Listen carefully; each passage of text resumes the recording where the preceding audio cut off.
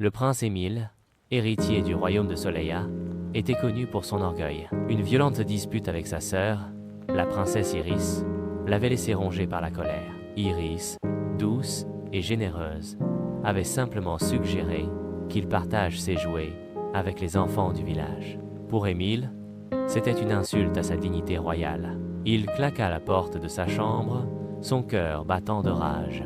Furieux, Émile décida de se réfugier dans la forêt enchantée, interdite aux membres de la famille royale. Selon la légende, cette forêt abritait des créatures magiques qui pouvaient répondre aux questions les plus profondes du cœur. Peut-être qu'il pourrait lui expliquer pourquoi il se sentait si terriblement malheureux. Il marcha pendant des heures, le chemin devenant de plus en plus difficile. Des ronces s'accrochaient à ses vêtements, des branches le fouettaient, et l'obscurité grandissante accentuait son malaise. Finalement, il tomba sur une clairière où une vieille femme, aux yeux aussi bleus que les saphirs de sa couronne, le regardait attentivement. « Je suis Elara, » dit la femme, sa voix douce comme le murmure du vent. « Tu cherches le pardon, n'est-ce pas ?» Émile sursauta. Comment savait-elle? Il balbutia une explication, racontant sa dispute avec Iris. Elara l'écouta patiemment, sans interruption. « Le pardon n'est pas une faiblesse, Émile, » dit-elle, une fois qu'il eut fini.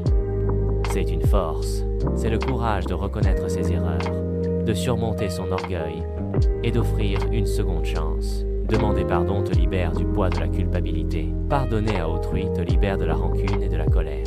Tu portes en toi une grande tristesse, jeune prince, parce que tu refuses de voir la lumière qui se cache dans le pardon. Elara lui offrit alors une fleur lumineuse, sa corolle irradiant une chaleur apaisante.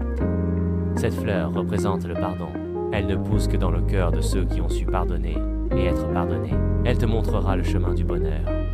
Émile regarda la fleur, une étrange sérénité le pénétrant. Il comprit. Son orgueil lui avait volé la joie. Il se sentait seul et vide. Le pardon n'était pas une faiblesse, mais une libération. Il retourna au château, son cœur rempli d'une nouvelle détermination. Il trouva Iris dans le jardin, lisant un livre. Il s'approcha d'elle, la fleur à la main. « Iris, » dit-il, sa voix tremblante. « Je suis désolé, j'ai été cruel et injuste. Je devrais partager mes jouets avec les enfants du village. Je suis vraiment désolé. » Iris le regarda, surprise par son repentir sincère. Elle sourit, ses yeux brillants de joie.